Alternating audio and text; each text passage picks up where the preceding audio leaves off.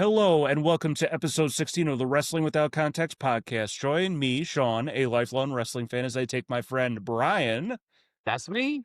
a complete unknown to the world of sports entertainment. With no prior knowledge or context, Brian experiences the magic, drama, and unforgettable moments of professional wrestling for the first time, as I guide him through the larger-than-life characters, jaw-dropping feats, and stories that make professional wrestling an unforgettable experience. Hello, everyone, and thanks for those of you that are joining us for the first time. Welcome. The way the show works is prior to recording this episode, Brian and I watch a match that Brian has never seen before, and we also watch something wrestling adjacent, a segment, a promo. Pro bono. We pro bono it. Yeah, pro bono. We get no money. An invasion. Please subscribe. Please subscribe to us on YouTube at Wrestling Without Context, where you can find this video version of this podcast. Please subscribe, give this video a thumbs up, leave us a comment, and we will give you a nice little shout out. Brian, Yeah. do you know what happened since our last episode? Did we break 30 subscribers? We hit officially 30 subscribers. Woohoo! Yes, we finally hit our flirty 30 subscribers. So I needed to figure out that special little thing we kept alluding to. Brian, you might need to. I'll flirt with you. I'll flirt with Yeah, everybody. as you can see, we made it into your bedroom. So we are now in my bedroom. Welcome, everybody. This is no. Wrestling Without Context After Dark. So you can also join us on Patreon, where you can subscribe for the low price of $1. And I actually need to check this, because last I checked, it was at $2. And I don't know what happened. We raised your prices, everybody. No, we doubled it. We doubled it. Yeah. Welcome to the streaming service of the future. It may have done it automatically. I don't know what happened, but it is definitely showing at $2. So and the low price still joined. Look at them. They're willing to pay $2. Yes, $2 for all this fun content. That gets you access to our audio and video version of this. Yeah, the audio and video version of this show ad-free. You can also get bonus content. So it's my bi-weekly show. It hasn't been bi-weekly. I haven't done it. I need to do it. The heel turn, where I give my unfiltered thoughts on wrestling and anything else that pops in my head. And this month, we will hopefully be recording a mini bonus episode. We tried to do it last week, but unfortunately, we had some technical difficulties. I fixed it, and now you get to look at me. Brian, we will get to it. Brian. Just jumping right in. You're throwing a war happened, and you're just throwing hand grenades at me just all over the place. Yeah, exactly. We went to war. I'm ready for war. Yeah, no. You can also find us on most forms of social media. You can find us at Twitter at WrestleWCNTXT, Instagram at Wrestling Without CNTXT, TikTok at Wrestling Without CNTXT, and you can also click on the link tree for this podcast wherever you're consuming it for easy access to all our content and socials. Woo! Man, ducking and diving, jucking and diving. I was throwing those punches today. Yeah, I know. What was it? And I'm reading last week's show notes too, so nothing was written down. So I seemingly got this all out of my brain. Brian, how are you? I'm doing pretty good. It's been a minute. Yeah, it's been a minute. It's been 2 weeks. What was the last thing we did? Well, so yes, usually I don't talk about what we did last week, but I guess this week, last week we did the monster truck sumo match. We did the monster and the Yeti. The Yeti came in, and he was a mummy and not a Yeti. That's right. It was great. That was Yeti. And shout out to my friend in the Games Marks Discord, Soups. I forgot to send it to you, but he made a nice little graphic all in purple of the Yeti, and it just says "Leave room for the Yeti." That's amazing. Yeah, what was that? I need to talk to him about turning that into a T-shirt. It was very good. I like that. I thought it was something else. I was like, Soups, did you make that? And he's like, yes. He's like, I had a good chuckle over that whole segment. So we're making people laugh out there, ladies and gentlemen. Thank goodness. Finally. Yeah, no. Yes, exactly. Thankfully, we can bring this out to all of you, and the wonderful cesspool that isn't wrestling. Oh man. Yeah, so we had people being raised from the dead. We had monster truck sumo matches. We had mummies. We had Yetis. We had some kinky sex. We had someone die? Yeah. We had someone die and then come back to life? Yeah, I know. No, he was never dead. Oh, he was never dead. That's right. Yeah, he said it. Remember, Brian, there was no casket. He wasn't raised to the heavens. That's right. That's right. So, man, I've transitions, man. So what have I been doing? I finally hit 900 hour on flying.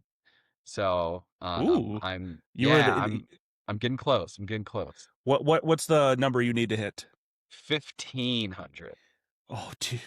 More than halfway, but still, More than man. halfway, and that's a big deal. 900 is a pretty big deal. Well, you see When those people. 1,000 happens, that's when I'm gonna go get like a steak or something. I'm gonna Yeah, celebrate 1,000 hours. treat yourself. I'm gonna treat myself. Yeah, gonna see you flying the plane in a Batman outfit, crying. This is the best feeling in the world. So that's what happened. That's what happened since we last talked. Well, fantastic, Brian. What about you? What have you been up to? Oh, thank you so much, Brian. You're welcome. Was it natural? No, it's never natural. We never know how to do this. Like I wish it could. Like, there's some podcasts I listen to where it's like they just hop right in and it's like, oh man, yeah, blah blah blah, and maybe that's how they do it. Like they just start talking and then someone hits record and it's good to go. But like sometimes it just feels very disingenuous. It's like, I will say something. I felt this was very genuine. I thought that one flowed really well. Like. I don't know what to say, Brian. Like, I know what your it's like what we talked about last week about your intentions when you were asking Clash questions. It was like, yes. I know what my intentions are, but the person on the other side of this microphone feels like you're just being a dick. But that's the world we live in. It's like everyone's just anybody who really knows me knows I am being a dick. Yeah, so disingenuous. He's not flying, Brian. He's flying disingenuous, Brian. That's right. Yes. So no, how have I been? It's been good. Unfortunately, there's been technical difficulties galore. We couldn't record our watch along last week. Now my flashlight, so it seems like I'm doing this in a cave. Your what light? My flashlight. Okay. Oh, good. I speak very quickly, so sometimes we don't want the other one, bro. Okay. Okay. Sorry. Yeah. No, that was me insinuating I just finished using the flashlight. Oh. That's after dark wrestling without context. This is in the dark. That'll be after dark. Yes. Until dark. No, that's in the heel turn. Yeah, that's in the heel turn. It's just me with my back turned, wondering what I'm doing. Oh man, got real dirty this episode. Not for kids, ladies and gentlemen. We haven't had one of those in a long time. The last time we talked about dirty stuff was probably like episode 3. I'm trying to remember what we were talking. A moonsault.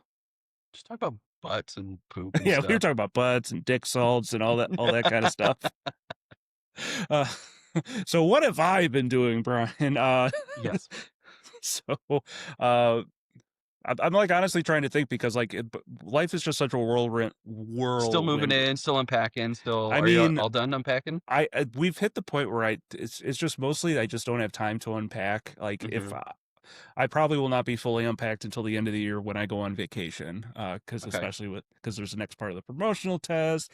There's wrestling I need to be watching. As I'll talk about with this, I was watching a bunch of War Games matches. So like you just find that you just don't have time anymore. Like I barely have time to play any sort of video games right now. Like I spent an hour yesterday playing Warhammer 40K Space Marine 2. Oh, okay. Which has been a fun experience, but that game has been out for months now, and it's like now I got to jump back in. Now I got to remember what's going on. Like I dread what's jumping. Punch, one shoot. I can't remember. I can't. I hesitate to jump back into Starfield or even Death Stranding because I just know I'm not going to remember. Not even necessarily the story, but the mechanics of what I'm supposed to be doing. And it's like, I'm supposed to be doing this. I'm supposed to be doing this. I'm supposed to be building this. This button does this. And so it's just like, man, now it's just sad. I feel sad. I can't play my video games. Oh no. As far as wrestling, though, we did have a little bit of controversy this past weekend. Wrestle Dream from AEW happened, which there was an I Quit match between Darby Allin and Jon Moxley. And these, at one point, Brian, these people have used forks on each other. They've tried to light each other on fire. What? That doesn't sound like wrestling.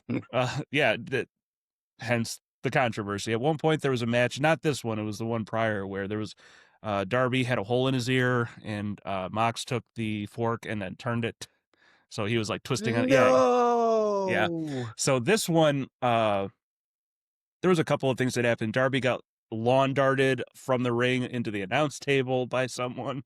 And then they bring out a fish tank, like an empty fish tank, and fill it with water, and then just dunk Darby's head in it like they're trying to drown him. And it just becomes this constant question of, at what point does it turn into murder? Yeah, when does wrestling turn into murder? Oh, there was another point. The John Moxley got skewers, like the wooden skewers, and then put them underneath one of Darby's fingernails. I'm pretty sure that's torture, and I think that's illegal. There was one point, I can't remember what prompted it. No, but like, really? Like, he really did that? Yes. I'm sure they did it safely, but like as safely as you could. I'm sorry. How is that? How can you do that safely? I mean, like, you could put your finger up into here and then like, oh, I'm really jabbing it in right here, but really I'm not doing anything. I guess. Oh, but knowing man. Darby Allin, he probably was like, no, just stick it in. No, thank you. There was a point where the crowd started chanting, "That was murder." That was murder. But it became this constant conversation of like, when does it become too far? Like, there was a big Twitter battle, if you want to even call it that, between two people of like, kids shouldn't be watching this, and someone goes, well, my kids were in bed, why would you be watching this isn't like happening at 10 o'clock at night. Yeah, kids got school. Exactly. So it's the age-old question of professional wrestling, is how far is too far for some people. I think the responsibility lies with the parents who let them watch it. I agree. But there is a thing in AEW of them just trying to light people on fire. That's bonkers. It started with Eddie Kingston during a type of match where like he disappeared for a minute and he comes out all bloody and he's just carrying a gas canister. It's like, oh my god, he's gonna try to light someone on fire. Someone actually, they actually did do a stunt where someone got their pants lit on fire. It's like an actual wrestler, and someone came out with a flamethrower and lit him on fire and stuff like that. Holy moly. Yeah, there's been... I have a friend back in Chicago. He does a lot of that fire stunts. Like he's one of the people who like covers himself up and then lights himself on fire for like film and television. Like, he's one of those guys. They call is he a stuntman? He's a stuntman. Yeah, absolutely. Yeah, I can't imagine can't imagine watching somebody throw themselves into something, light themselves on fire. I don't know who would ever watch anything. Who would do that? Who would do that? Now to talk about professional wrestling. No. So it is topical considering what we watched, the amount of blood and dick punching we saw today. Oh man, in our particular match. So last week we were in WCW, and I remember scheduling these because I try not to hit the same company twice in consecutive episodes, but unfortunately I'll blame Johnny Clash on this one. This is the way the cookie crumbled, and we are actually going to stay in WCW, and we went to watch the Wargames match from Wrestle War 1991. This happened on February 24th, 1991. It happened in Phoenix, Arizona, at the Arizona Veterans Memorial Coliseum. I have a question. Yes. I forgot what WCW stands for. Something Championship Wrestling. World Championship Wrestling. Got it. I there are no bad questions, especially from you, Brian. I would prefer you. It's not going to be one of those, Brian, we talked about this last week. I don't think you've ever asked that question before. And even then, like, I more so get upset when it's like, I know you've seen somebody going, I've never seen that person before. I don't know who this person is. Yes, we've watched 7 matches with this person, Brian. Yeah, my wife and I have that constant conversation. Like, I told you this 2 weeks ago. I'm like, I distinctly don't remember any of this conversation. World Championship Wrestling. Got yes. It. Can I ask another question? Yes. How are they related to WWE in any way, shape, or form? Not at this point. This is just okay. Got it. So, like, just not to get too far down the rabbit hole. So there was the NWA, which was the National Wrestling Alliance, that featured a whole bunch of companies like the AWA, the WWWF, which was turned into WWF. There was Jim Crocker Promotions, Continental Wrestling. I'm trying to remember other companies, but they were all under that NWA alliance. Got it. NWA kind of mergers off and Ted Turner, who runs TBS and TNT, Mm-hmm. buys Jim Crockett Promotions and turns it into WCW, and now they're like the counterpoint to they're like the second biggest Got it. company in the United States at this point. Okay, cool. At this point in 1991, they're not doing great. Wrestling itself isn't doing well, kind of. They're not doing as gangbuster like WWF, which is what we're talking about.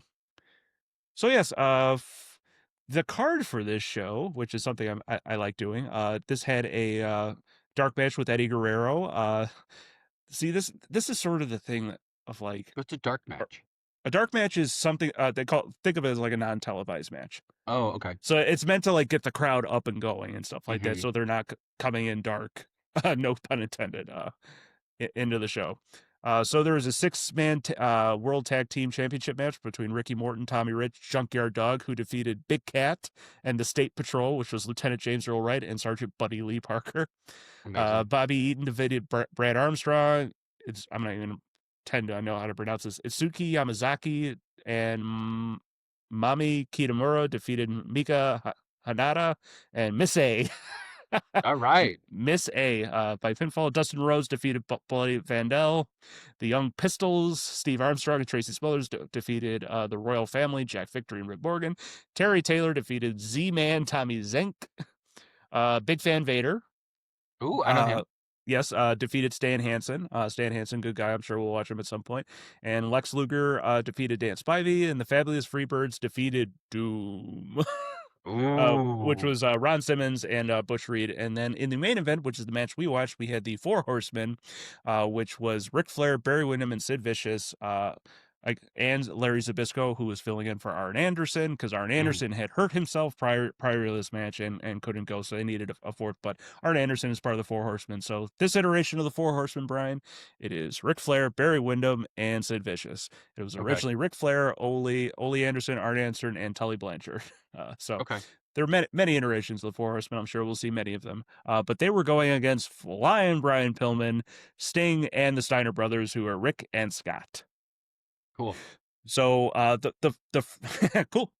It was cool. I got you. Yeah, I'm right on board. Yeah. So let's first talk about how the rules were laid out. So I'm glad, because sometimes they say them to you, sometimes they put them up on the screen. Thankfully, they put them up on the screen. I was really happy they put them up on the screen. Yeah, that graphics guy was going way too quickly for Tony Schiavone, because he was at like number 3 and they had moved on to like 5 at that point.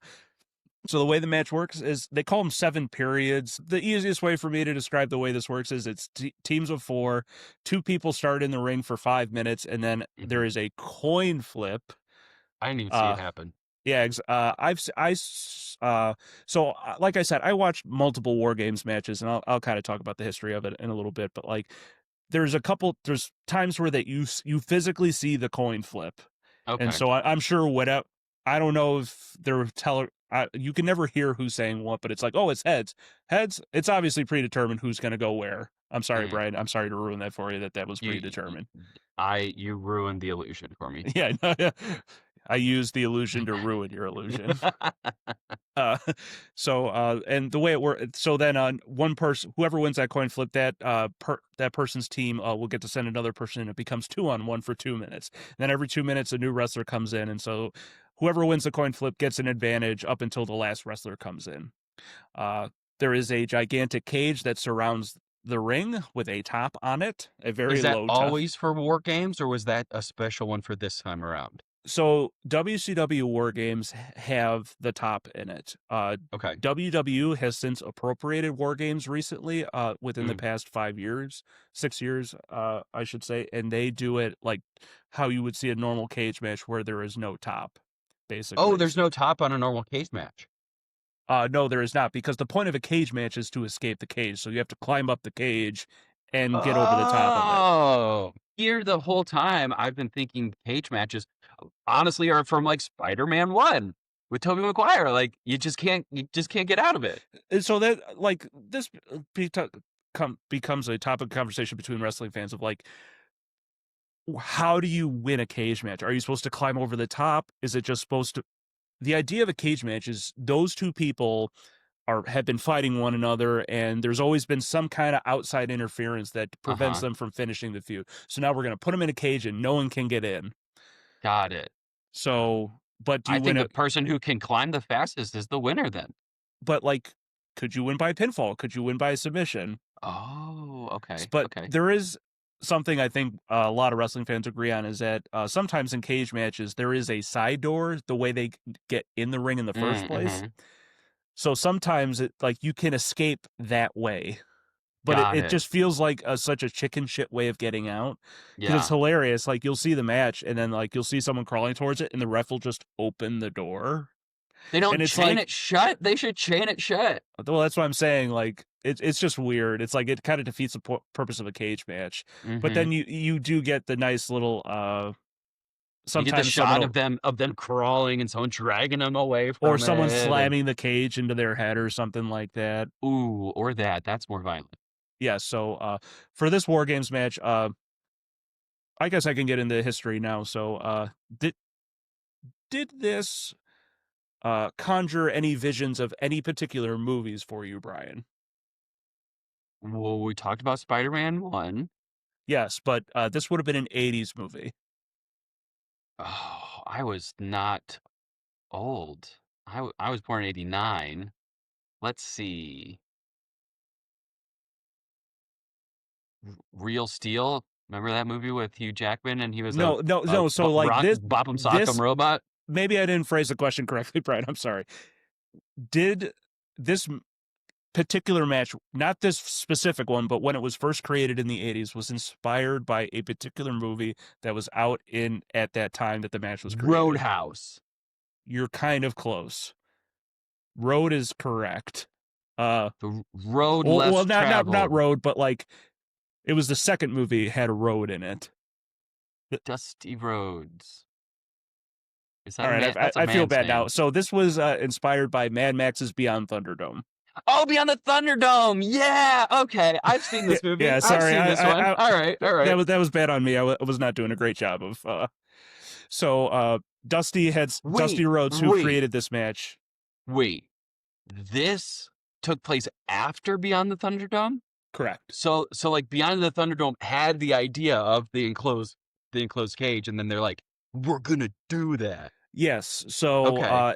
In the 80s, Dusty Rhodes had been facing the Four Horsemen, which I said at that point it was Ric Flair, Arn, Ole, and Tully. And like Four Horsemen were always cheating, and always it's like, okay, we need to lock each other in. So Dusty came up with the idea of the two rings and the enclosed cage. Okay. So and that's why we were doing our watch along when they kept saying the match Beyond. I was like, oh, okay. I remember now why they keep saying Beyond Thunderdome. Okay. So like that's sort of how it was conjured. It was originally started in 1987. It's hard. So those like first matches that they did it on. They call it the Great American Bash Tour. So every city they hit, they would do a War Games match, and like those are apparently like some of the most iconic ones. Unfortunately, I can't find any televised ones. So the way I researched this was I just looked up 10 best War Games matches, and like I said, WWE has since started doing War Games matches, but I don't consider them War Games matches because they're so appropriated by WWE, and it's just me being pretentious about it. I'm like, there's no top. It just feels like these are War Games matches. So it starts in 1987. There's a good one in 1988, and the one that we watch right now is considered like one of the top 3, if not top 4. Okay, cool. And they, like you were asking if they still do them. So they do these matches like at least once a year, all the way up until 1996 or 7. The last one I remember was when the NWO faced Rick. It's basically when Ric Flair they like break open Ric Flair's skull or something like that. It's like this. It's supposed to be like this huge thing. It's like, oh, we don't know if Ric Flair's ever going to return. Like the NWO is he just a bleeder? Like, is that his lot in life? He's just getting his head busted open every match. Yeah, I told you. Like he's a great bleeder. Like it's just it looks great. Like he's got that thing on. He's got the blonde hair and he's got the red. Yeah. He's got the blonde hair and the red blood. Is that what you were going to say?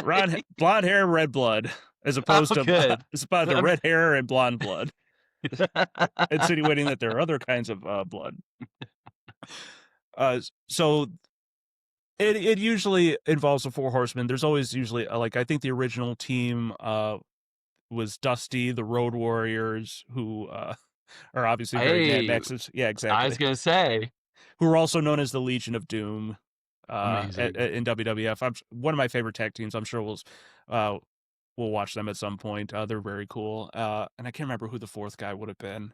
I'm sure it was some babyface, probably Ricky the Drag. No, maybe not Ricky. Maybe it was. I can't remember. Are they each a specific horseman? Like he's the horseman of famine or something? There's usually only 4. Uh-huh. It's just a name that, like. Okay. How did they call themselves the 4 Horsemen? I actually don't know. Why do they call themselves the 4 Horsemen? Nope, not what I want. It gives me a Metallica thing. Ric Flair. Great content, ladies and gentlemen. Let's go into Metallica and then the Bible next. Okay, yeah, it is a biblical thing. So this name was chosen by Arn Anderson, who compared the Horsemen's impact in the wrestling ring to the destructive power of these biblical figures. That's right. So it's not like they're all famine and stuff like that. It's like, we're the 4 Horsemen. And then because I think the 4 horsemen, one is death, one is famine, one is pestilence. Like they each one is like a terrible thing. I just remember X-Men. I'm thinking supernatural too.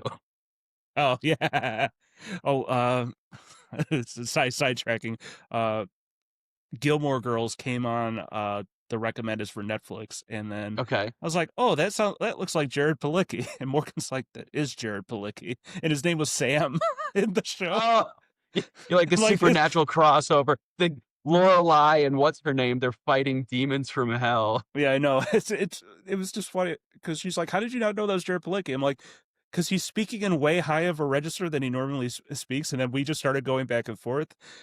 I was going, Dean, and Morgan was going, Sam. Because that's a supernatural. That's all they do. That's the entire dialogue. Dean, Sam, Sammy, yeah, Castiel. Yeah, Castiel's my favorite. He's my favorite autistic angel. He just doesn't know anything. Oh God, Morgan and I do make that joke. Castiel was like, he would have been not Dean. I want to call him Dean Winters. It's not Dean Kane, not Dean Winters. Oh God, what is his name? Jared. No, it's the other guy. No, it's the other one. Oh God. Oh no. We are so sidetracked right now. Supernatural. Oh, no. Dean Winchester. No, God damn it! I don't need his wiki. God, who is he? You need his wiki because it'll. How Jensen can I forget? Jensen Ackles. Yes, Soldier Boy. Yeah, but he just gets to this point in the show where I'm just gonna talk like this the whole time. I'm like, man, that just sounds painful. He's Batman. I think he does play No, he plays the Red Hood at one point in Under the Red Hood, obviously. Oh. In where it's Bruce, what's his name? Pike from the Star Trek movies. I can't remember. Bruce Greenwood, I think is his name. He is Batman in the Long Halloween as well, which is good. Yes. Yeah, good Batman finally boys. Made it. That's that'll conclude our segment of everything but everything but wrestling. Yeah, no. So let's get back to the match. Okay, back to the match. The 4 Horsemen. The 4 Horsemen beat up Flying Brian the match before, you said. I see. We can't transition the beginning. That was a perfect transition because that's what I was trying to hit. Brian Pillman was beaten up. I don't know why he was fighting with the 4 Horsemen. He was just fighting. He fought all 4 of them.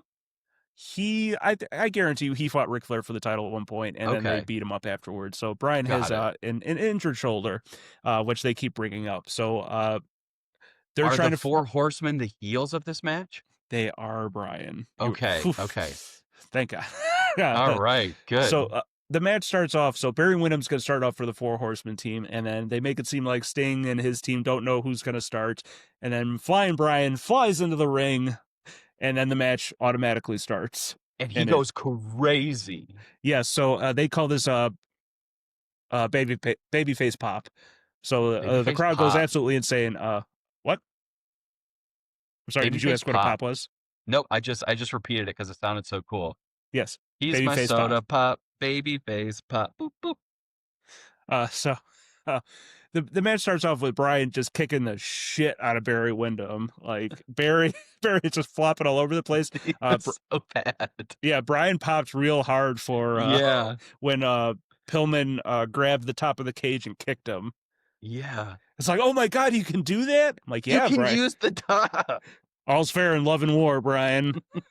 And at one point, Wyndham gets stuck in the cage and Brian just rakes like a grater, right? Yeah. And it juices up, they call it getting juice, Brian. not some orange juice, Brian. Get some red juice. Right. Getting bloodied. Yeah, getting bloodied up. They very early in the match.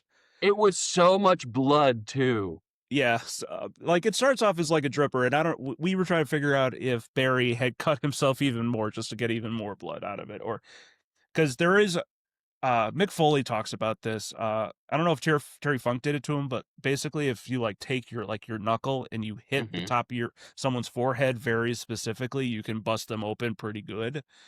And then the more you keep busting, without there being a cut there already, just like correct.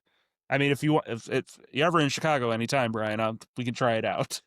All right, done. Yeah, here I'll be back the week. I'll be back the week before Thanksgiving. Yes, we found our 30 subscriber content. Y'all gonna bust up my head. We're gonna bust Brian. Oh no! Yeah, we can't make these kind of promises because I'm gonna chicken out. Yeah. No. The show's just gonna end because Brian refuses to speak. Every time you come, no, no, Daddy, no, Shonner, no. Something else we didn't talk about. There are 2 rings, which Brian didn't realize at first. Yes, and the way they brought it was this big spectacle just even bringing down the cage because and believe it or not, Brian, they wrestled. I believe it. Matches. This is the weird thing about war games. So like those rings don't go anywhere. It's not like they set them up right before the match. So so like they had both rings set up the entire time, and they would just use one of them.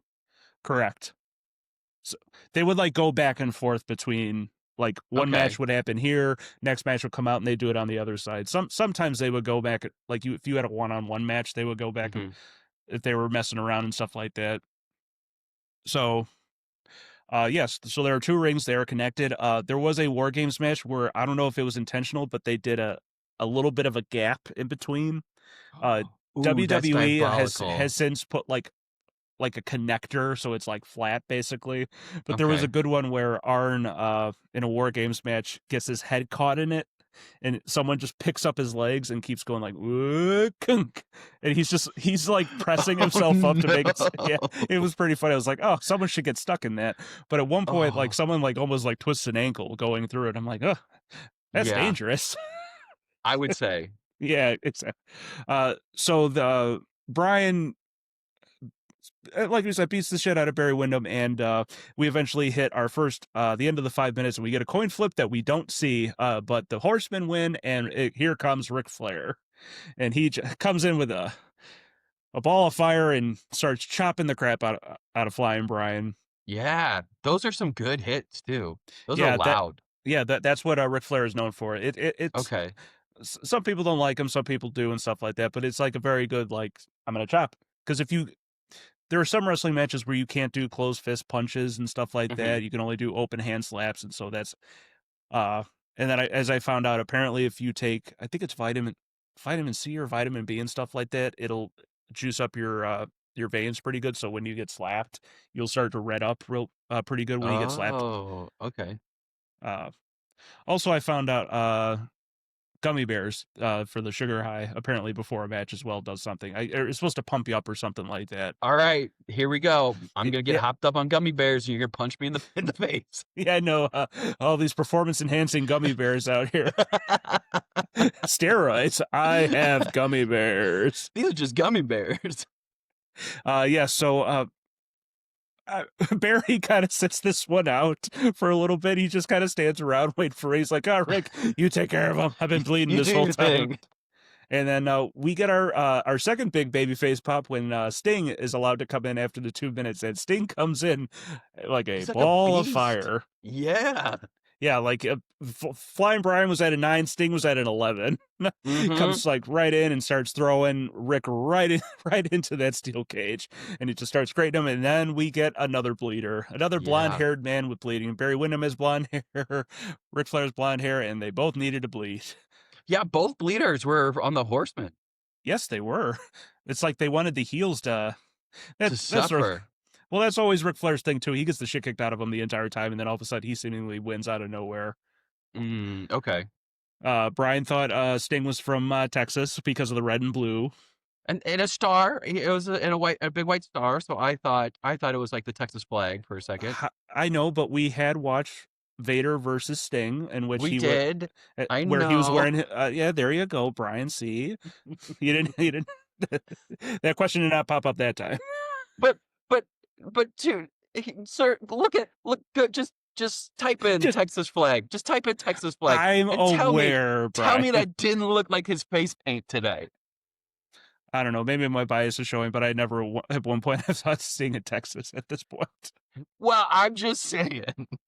Outside observers, all things being equal, I'm not a moron. Stop. Yeah, I'm just gaslighting you.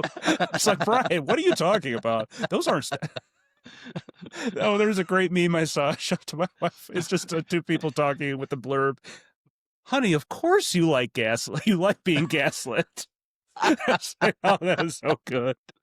Sean's like, he didn't have any paint on. What are you talking about? What are you talking about? No one bled. What are you talking about? We haven't been watching wrestling at all. This is knitting without context. Yeah, I know. What's in her name? So next out we have who I started calling Lord Farquaad. Larry Zbyszko, who is filling in for Arn Anderson. So Larry is actually a very legitimate wrestler. Like he looked like it.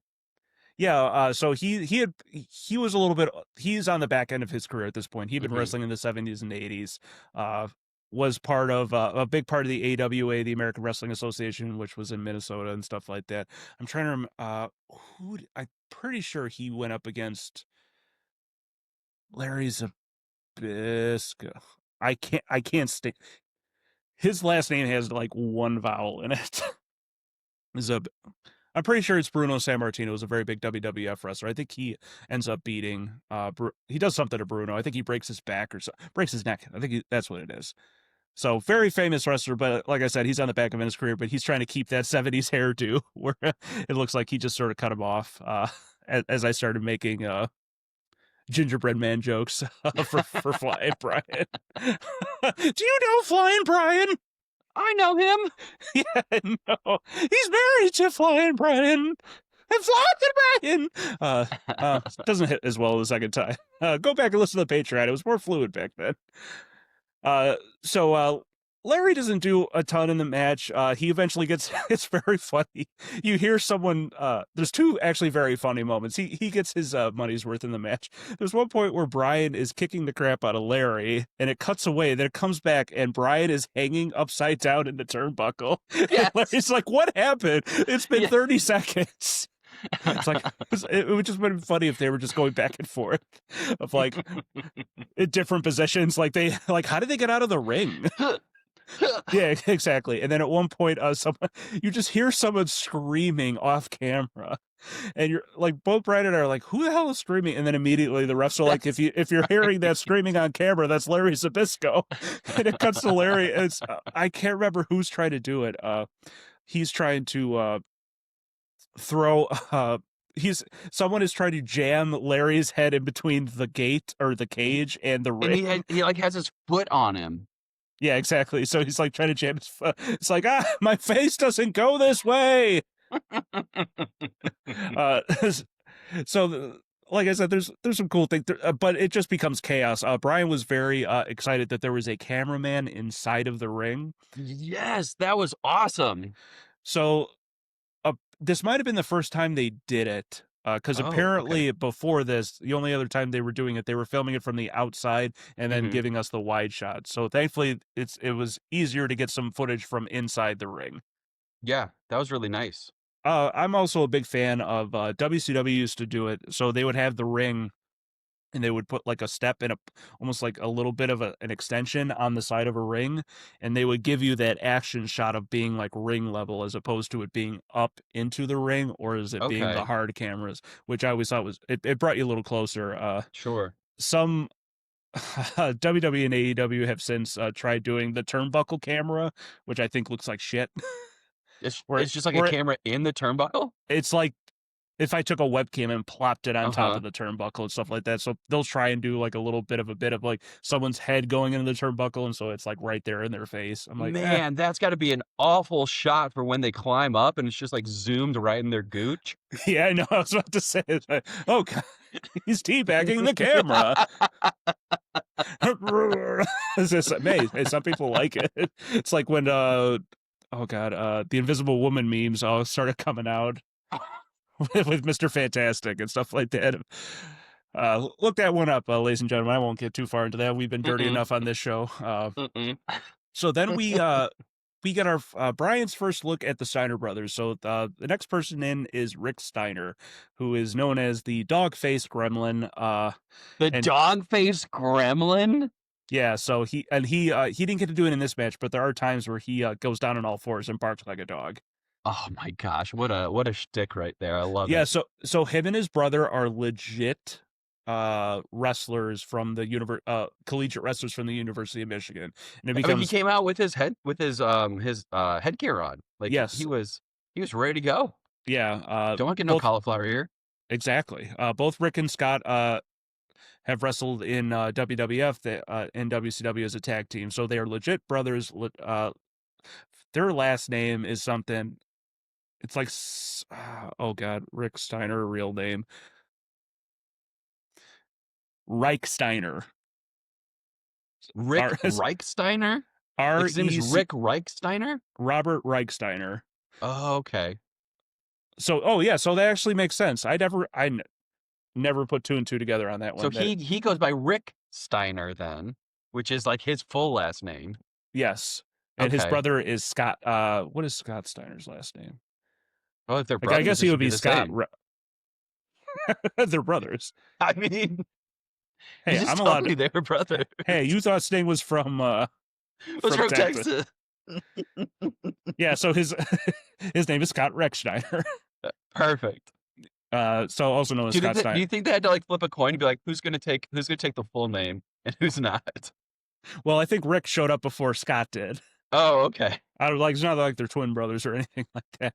But Rick comes in with that nice Fu Manchu and just starts headbutting people and getting thrown. Like there was one point where he legit throws Larry Zbyszko full speed into that damn cage. Yes. We're like, oh my God, like the cage like bent. Buckles. And comes back. But there are other times where Rick gets thrown into it. And they call it no selling. So selling is like you showing that the move hurts you.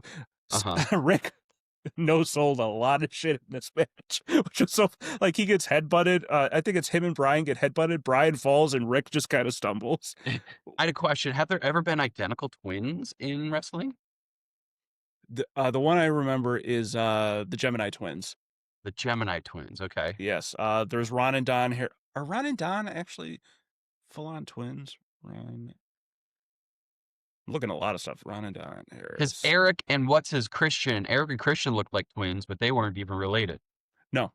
The Harris brothers, Ron and Don, who were Ron and Don, identical twins. What good parents.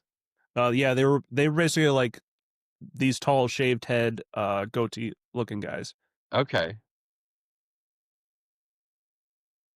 Wow, they had long hair too. Oh. Okay. Yeah. I feel like you've asked this question before. I know we've talked about brothers before. I don't know if we have talked about brothers. This is the first time I think I've asked about identical twins. Yes. 10 wrestlers. The first time we talked about was with Eric and Christian and the Hardy Boys. Edge and Christian. What I call him? Eric? Yes, Eric. Oh, Eric. Okay. His real name is Adam, too. Oh, okay. So I was completely wrong. Way off. Samsonite. I was way off. So we get Rick Steiner, no selling, and then we get the last member of the Horsemen, Sid Vicious. Sid Vicious. What a Yes, name. real name Sid Udy, Udy, UD. Eudy. Okay. Also known as Sid Justice, also known as Psycho Sid. Whoa. Yeah, so he bounces back and forth between WCW and he's also another Mad Max reference. He at one point, I can't remember who it was for. He's known as Lord Humongous from the Road Warrior. So like Lord, I'm gonna look this up. Lord Humongous. Was he the one? Oh yeah, that's in the second one. That's awesome. So but he like they straight stole it. Like he comes out in a full face mask with the leather and stuff like that. But like he looks exactly like. He took it from the movie. He wasn't actually him in the movie. No, correct. Oh, As you'll got see, it. wrestling takes a lot from the movies. Okay. Usually, it's very rare. Is it the other way around? You mean those weren't real army men we watched after this? Yeah, no. Spoiler alert, Brian. We'll get to that. So Sid comes in, and as we were starting to notice, Sid, and I think even Meltzer talks about this. I think I read up on it. I don't have the notes in front of me.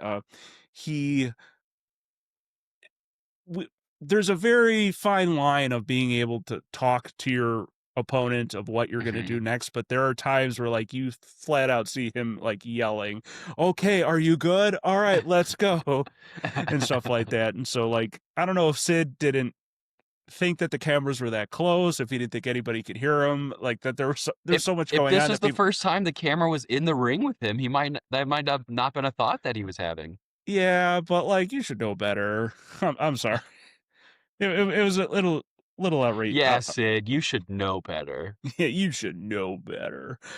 So Sid kind of throws his weight around, and again, it's just becoming pure chaos. But it was funny, like occasionally they were in separate rings, but more often than not, everyone was always in the same ring. Yeah, so it's like, all right, they didn't gonna fight over both of them very much. Yeah, we're gonna fight over here, and then we're gonna go over to this ring, and we're gonna go back and forth.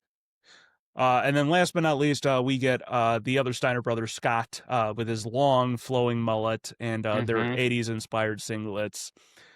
And then that is when the match officially starts. So there is no disqualification in this match. There is no pinfalls. The only way you can win is if someone submits or if someone surrenders, to use the word term.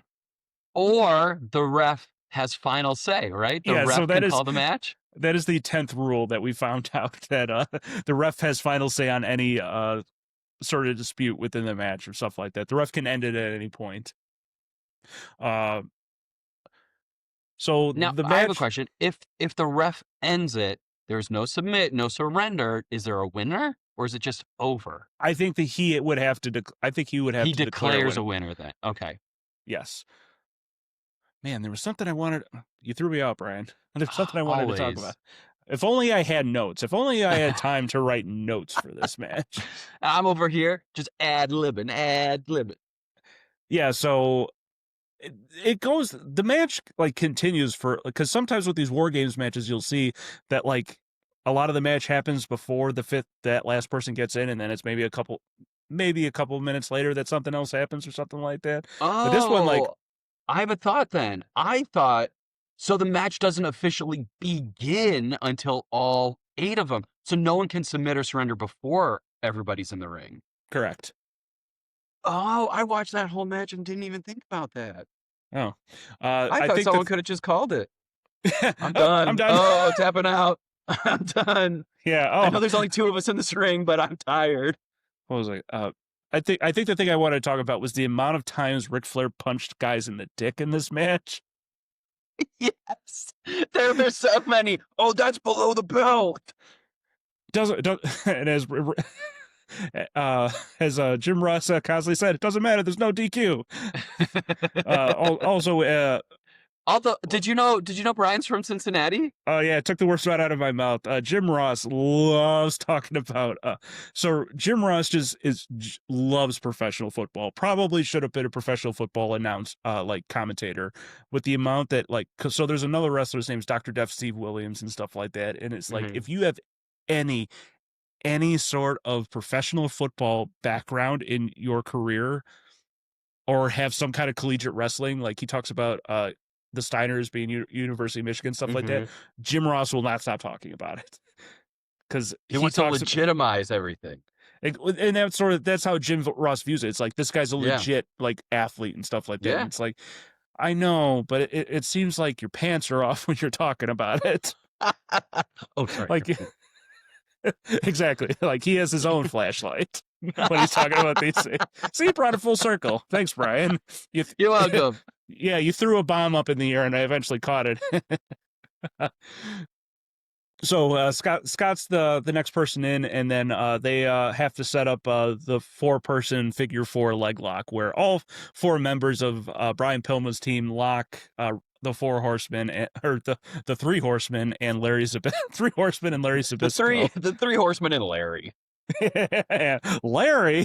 Also, like, every time I hear Larry Zbyszko's name, I think Larry Nabisco, like a cookie or something like that. Ooh, can I get a box of Larry Nabisco? Yeah. He's a Keebler. That's a wrestler. We don't sell those here. I'd like to find your like your finest box of Larry Nabisco, please. Yeah, Larry Nabisco. Good laugh. So sorry, I got Scott Snyder up, and for some reason I just saw the leashes off for Scott Snyder or something like that. I'm like, all the dog analogies basically for these people. Take that muzzle off that mutt. Get in the ring. And then we eventually get a crowd shot. This crowd is going absolutely bonkers for this. They were crazy. Yeah, they wanted to. Everyone always wants to see the 4 horsemen lose. Eventually, everyone. I don't even really know how they got out of it. They basically just, like, the 4 horsemen pull each other together and stuff like that and fight out of it.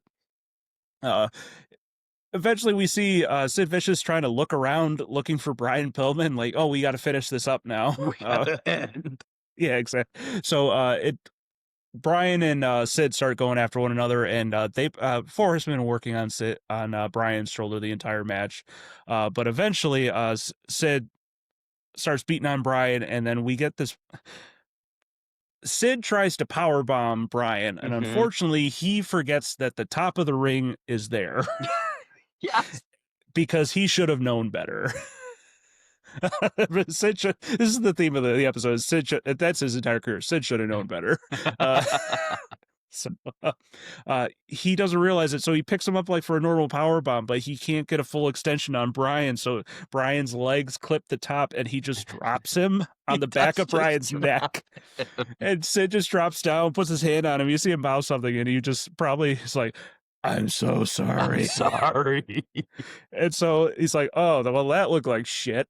So he picks Brian up again, but knows to throw his legs over his shoulder, and then which is how a jackknife power bomb is supposed to go. So you're supposed to pick him up and then sort of drop.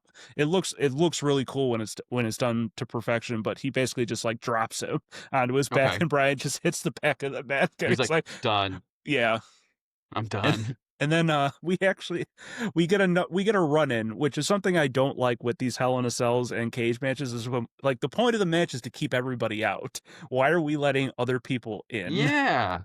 So we get El Gigante, also known as Giant Gonzalez, and Brian. That guy was the original choice for the Yeti.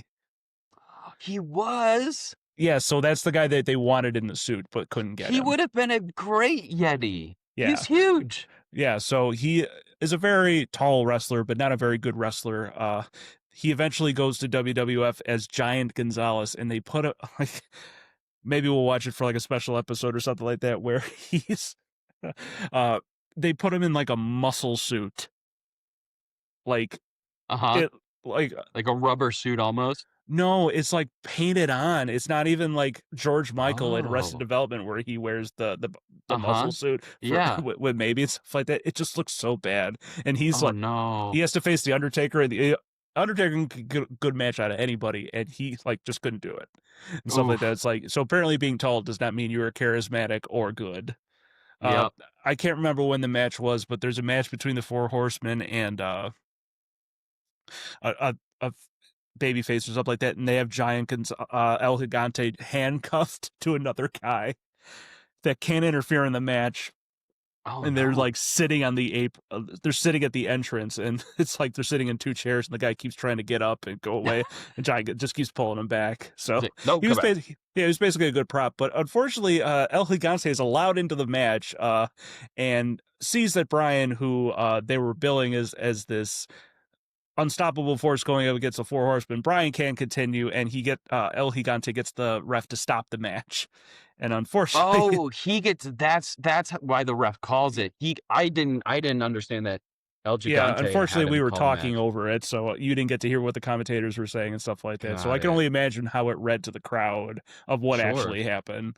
Because now you have to have the announcer go, because all the announcer says is that Brian cannot continue. He cannot continue the match. Yeah, and Sting's like, what the fuck? And so that is the end of the War Games match. So you called it War Games and Beyond. What was the Beyond part? So that's how they build when all 8 participants are in the match, is like then the That's the Beyond match. Beyond section. Yeah.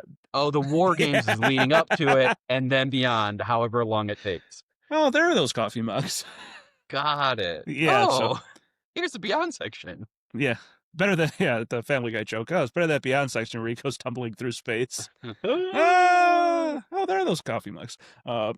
So Brian, what did you think of your first War Games match? Did it live up to the expectation? Absolutely, absolutely, it did. It's also on the show. It was my first kind of cage match, because we haven't seen a cage match like this. I did see one live. I did see a cage match live. Yes. But this was the first one that we watched on the pod, and it was good. I liked it. I thought the 2 rings was very, very cool, especially when they would like throw someone over. Every time they would get tripped up on that second rope. And I thought that was really nice. But the kind of always going from like 1-on-1 to 2-on-1 to 2-on-2 to 2-on-3, I thought that was a kind of cool concept. Did you think let's talk about the rules. Did you think there were too many rules? Like there was there's a lot of rules. There's a lot of rules, but it all made sense after the match started. Yeah, there's a lot of build up to it and stuff like that, and it's very interesting just to see someone's outside perspective, like someone doesn't even normally know wrestling and stuff like that, just to come into this concept. And because you have to bill it from a point of like, let's say there is a family that has no idea what a War Games match is, even though there have been multiple before. How do we explain it to them? But it just reminds me of the memes where it's like someone just being very uncomfortable, and it's like when someone tries to explain board game rules to you. Yes.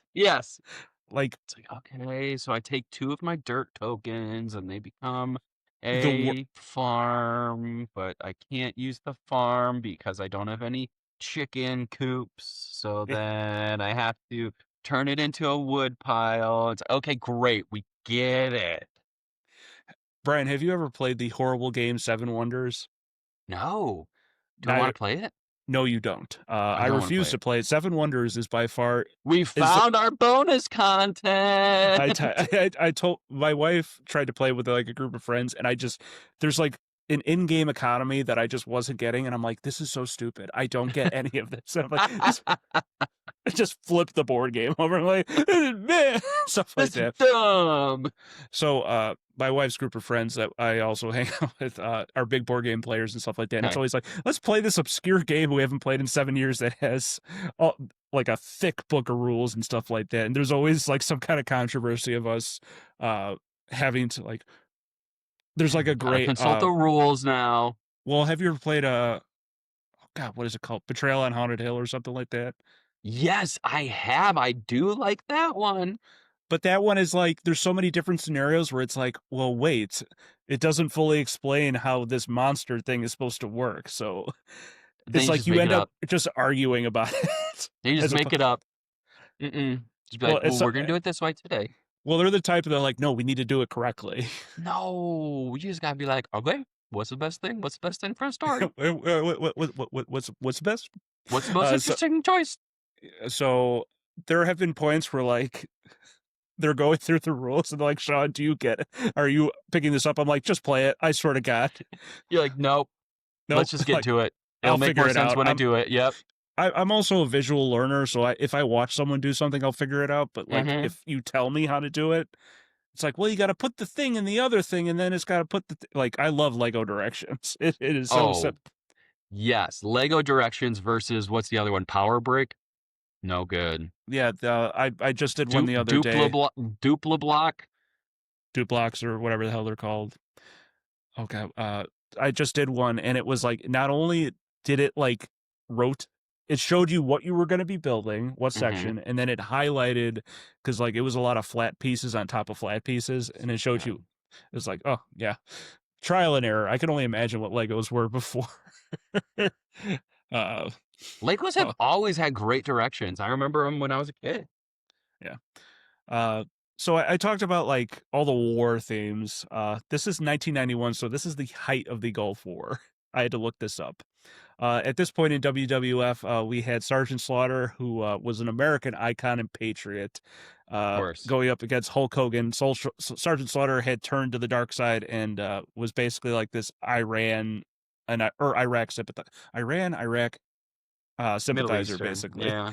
And it turned into a point where like there was supposed bomb threats against WrestleMania, which was happening the following month and Oh stuff like that. no. Yeah, so it is a very It blurred the lines a little bit, huh? well, wrestling has this, especially like born out of World War II and stuff like that, of using, oh God, it's like foreign something, but basically like, oh, this is the foreigner, we're gonna boo them, Okay. like we're gonna bring it like. The best I can say is like if it's during the Vietnam War and they brought in a Vietnamese champion, it's like it's Mm, America versus Vietnam and stuff like got that. it. Like they try and build on that, even though it's fake, it's a story and stuff like that. So they try and It's like Rocky versus the Russian.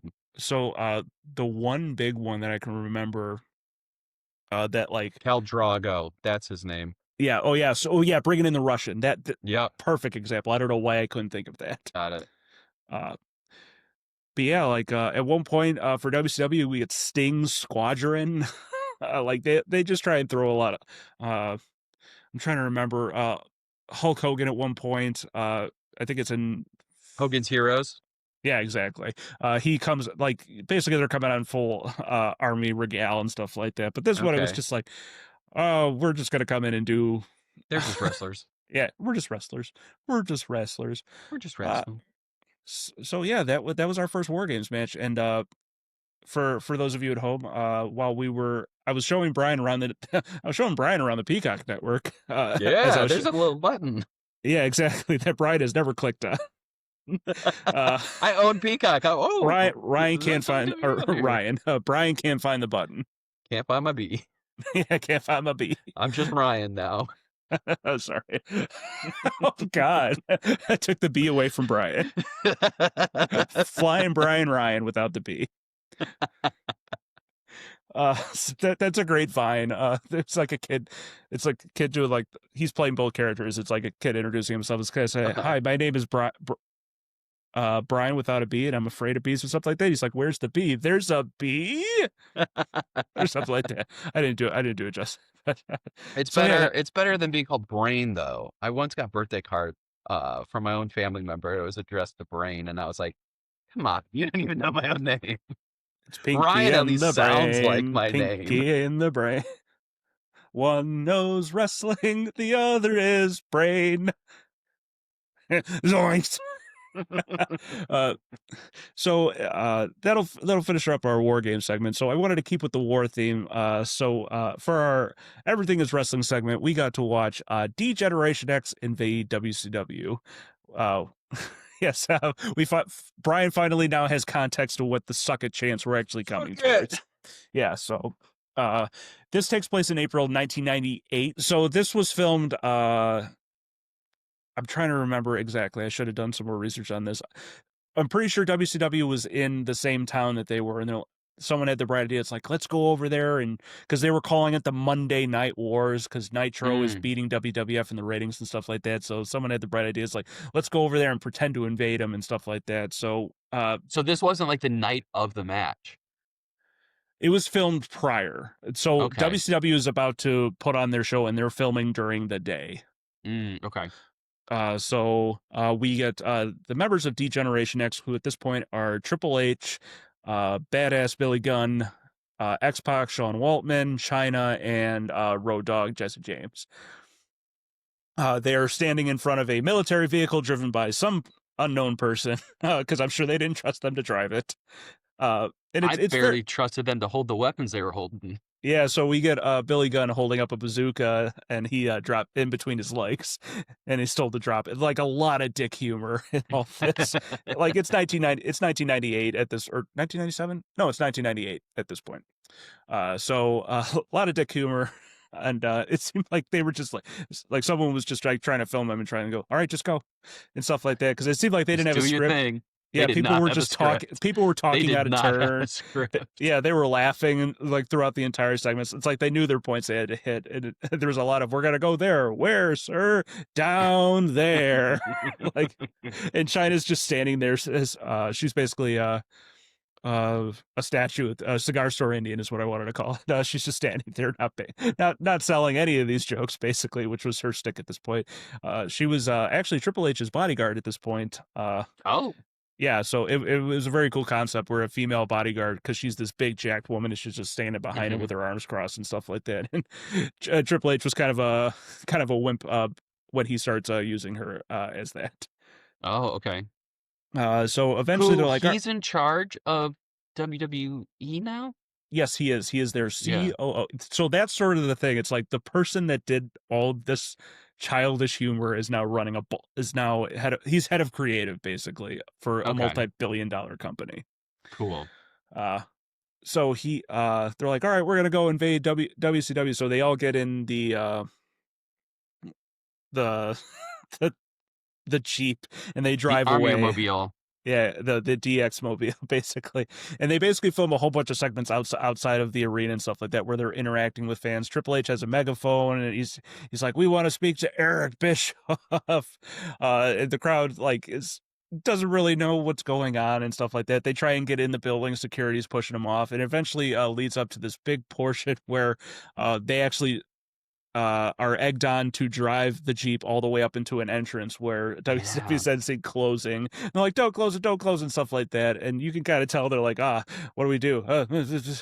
So like this whole segment was, like I said, born out of the Monday Night Wars and them trying to egg on WCW. And some people view this as sort of the quote unquote turning point of like where WWF starts to fight back, because WCW doesn't really ever acknowledge that this happens.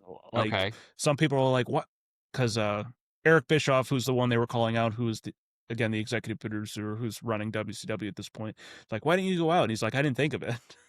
And stuff like that. It's like it would have been like this huge crossover and stuff like that. But basically they were shown as the lesser thing by just not acknowledging it. And WCW never even responded to it, like never did anything sort of prior to it. Oh, okay. So Brian, like, what did you think of everything that was going on? Did you think it was cool? Did you find it funny? I thought it was kind of dumb, but it was funny. I like, for me, I don't think I would have ever called that cool, but I thought it was very funny. I thought it was clever. Making dick jokes in front of like a high school student in 1997 would be like, or 1990, this is the coolest thing ever. Absolutely. It would have been what I would have wanted in high school. And I remember listening to Bruce Pritchard's podcast, who's the one that you see him at one point walking alongside. So I think he talks about it. It's like they basically did no pun intended for the word, guerrilla marketing. Yeah. Basically, it's like they took a camera crew and it's like, all right, we're going to film as much as we can and see what we can get away with. Yeah, because I was like, I don't think they have like permits to be out there with a loudspeaker. No, he's like I was just like, someone's gonna be stopping them soon. They had some kind of security. They had definitely police with them, because the police is all around them at certain points, because they were walking in the crowd, and you could definitely tell China was, like I said, the watch like China's so uncomfortable being that close to fans. As a female, I can only imagine she's like, someone's gonna grab my ass. Someone's grabbing my ass. But it is funny, like as they start driving down, and the guy that's driving the car, they have to keep telling him out loud, keep going. It's like, they eventually, but you could tell it's like it's like the Joker. He's like, they're like a dog chasing cars. I don't know what I would do if I ever caught one. I don't think they ever intended to get in, but they were like, oh my God, we're almost there. Like, could you imagine if the wrestlers came out to meet them? They'd be like, oh, what's happening? So apparently some of the wrestlers didn't know they were out there and wanted to come out, but they were like, they just didn't know if they could at this point. Oh. So like sort of the behind the scenes. So Sean Waltman, who plays X-Pac, who's the guy with the really long hair and the sunglasses. Okay. He was in WWF as 1-2-3 Kid. He left, went over to WCW, became part of the NWO with Scott Hall and Kevin Nash, who are also WWF wrestlers that go over to WCW. He eventually becomes known as Six Pac, and then so he gets unceremoniously fired by Eric Bischoff, and you hear him in this segment go, "I would like to speak to Eric Bischoff and why he fired me." So this is like almost right after it, and so now he's known as X-Pac in WWF and stuff like that. So there is a point where he's like, he's like yelling into the crowd going, "I want Scott Hall and Kevin Nash," and Triple H is like, "Yeah, bring our friends out," or something like that, like, "Let our friends go." Yeah. So, but like this is still just a very famous moment in the Monday Night Wars that unfortunately falls pretty flat on Brian. It is what it is, but history happens. Exactly. I wish there was a song that told you the good times when you're actually in there. Right. So that was our Everything is Wrestling segment where WWF tries to appropriate war and going to war against people. All right, that'll about do it for the Wrestling Without Context podcast. Thank you so much for joining us. You can find us wherever you get your podcasts. You can find us on the YouTube channel. Please like, subscribe, leave us a nice little review. It helps the algorithm. You can join us on Patreon, where you can receive this podcast and bonus content for only $2. And you can also find us on most forms of social media. Twitter at WrestleW's. Oh, wow. Whew. Let's start that again. Are we going back to $1 though? I could probably try. I have not looked at it. I have a feeling that there is some form of processing fee that they will not allow us. Okay. So you could find us on most forms of social media: Twitter at Wrestle WOCNTXT, at Instagram Wrestling Without CNTXT, and TikTok at Wrestling Without CNTXT. You can also click on the link tree for podcasts wherever you are consuming for easy access to all our social content and socials. Wow, it's been a minute. It's been a minute. Yeah, it's been a minute. It's been a long episode, Brian. So this has been episode 16 for War Games. For episode 17, I don't want to spoil too much for Brian, but it is November. War Games is sort of in... Are we going to say thank you? No, it is now time for Survivor Series. Survivor Series. Yeah, so Survivor Series is a very big WWF WWE pay-per-view for November that was meant to go against Starrcade at this point and stuff like that. So it is meant to be a Thanksgiving. 16 wrestlers on an island, and they have to survive the harsh conditions for 2 weeks. Is that what this is? there is a Survivor Series style match, which is, it's not kind of War Games, but not War Games, basically. It definitely is a stipulation, but we will not be watching a Survivor Series style match, but we will be watching a match from Survivor Series. We will be heading to Montreal, Canada in 1997 for Canada. HBK and Shawn Michaels. And Brian, you have no idea what you're in for. I don't. Yeah, so we will be, for those of you at home, this particular match is known as something. This is a famous match, huh? Oh, this is probably one of the most famous matches of all time. And not necessarily because of the wrestling, Brian, but I don't want to spoil it. I don't want to spoil it. What's gonna happen? Oh, the Mounties show up. Yeah, so maybe the Yeti shows up. Oh, the Yeti. Yeah, so leave room for the Yeti. Yeah. Yeah, make a lot of Yetis. I didn't see a cup anywhere. So I found a lot of my jokes stem from Colin Mockery in Whose Line Is It Anyway? And it's like, what is George Bush doing scenes from the hat? And they're like, what is George Bush secretly thinking in his cabinet meetings? And it's just Colin Mockery walks up and he's just sitting around, he's looking around, he's like, there isn't even a cabinet in here. so a lot of my humor is dwelled from Whose Line, and especially that joke. Oh man. Yes, Brian, anything before we depart? Well, you just mentioned Colin Mockery. I want to plug a TV show on Amazon called Last One Laughing, and oh yes, there's a Canadian version out there, and Colin Mockery is in that, and it's really good. There's also a British version that's really good too. So I Morgan and recommend. I watched before I hopped on. There was a Taskmaster clip with it had to have been from the most recent season, but it was like the ending portion, Okay. and it was they all had balloons in front of them, Okay. and it was like, uh, oh god, what's his name? Greg Davies, I think is his Yeah. name. He's Yep. gonna read a story, and anytime he says so, like they have like red, yellow, blue, and green stuff like that. He's Uh-huh. like, anytime you hear the color, you have to hit that balloon. So it's Okay. like if it's not like he's gonna say I had a red car. He's like, well, I read a book.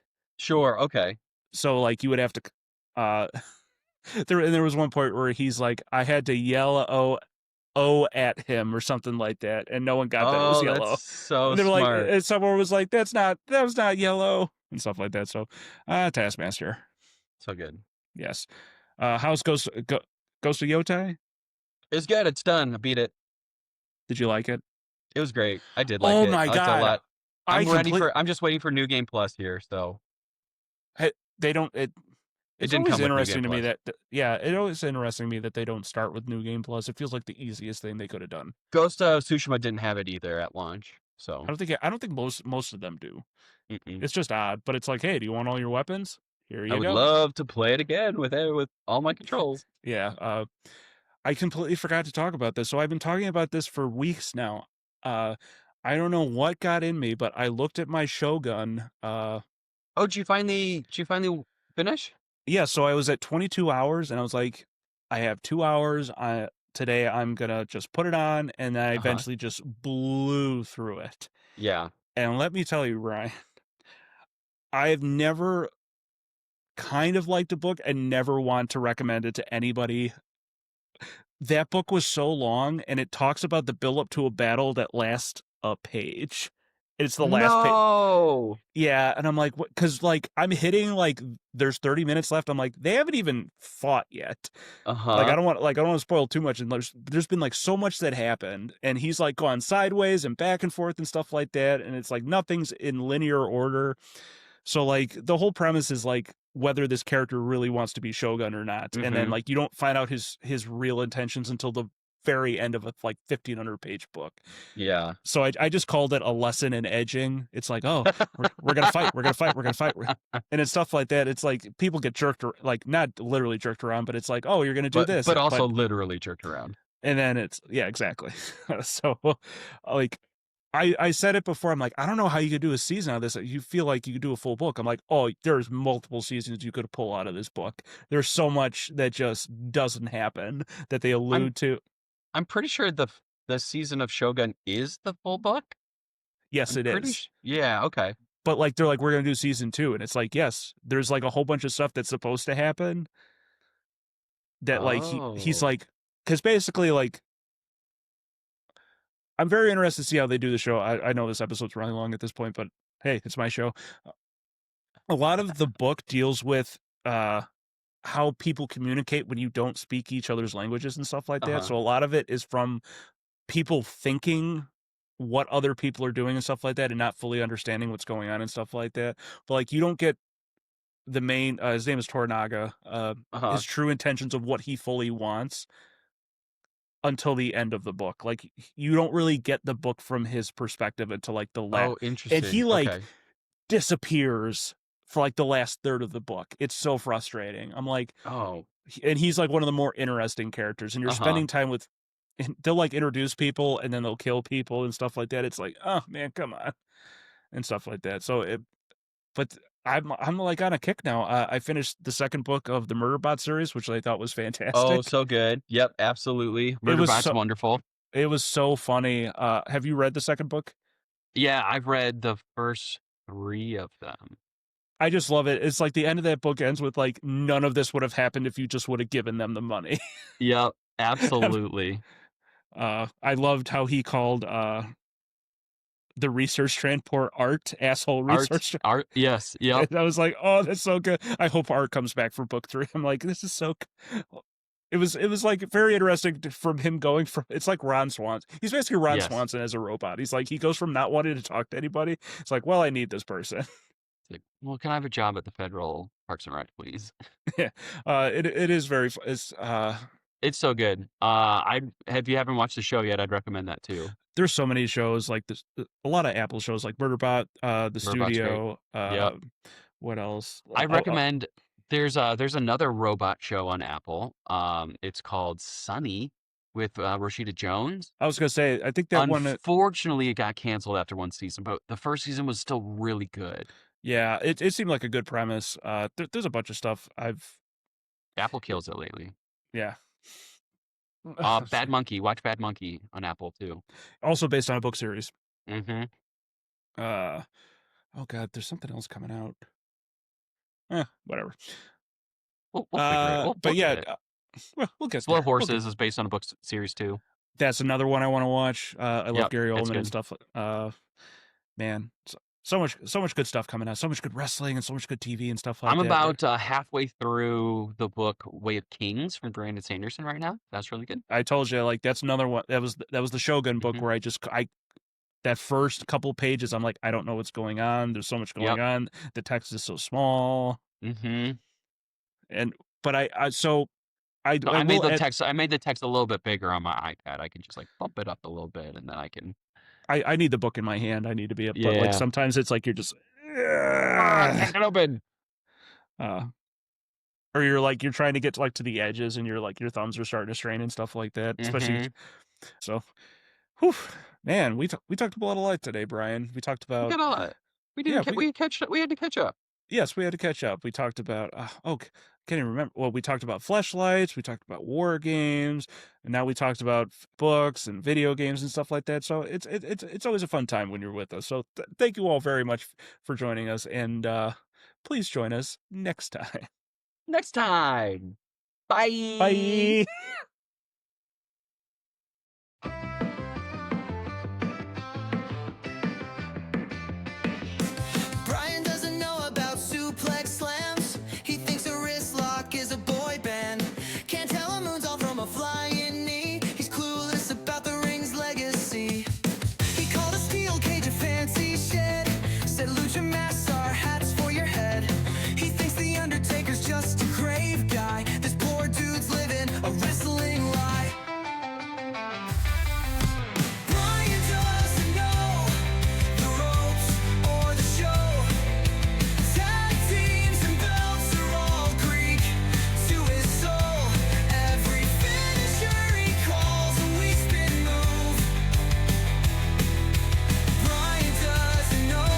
Nothing to prove.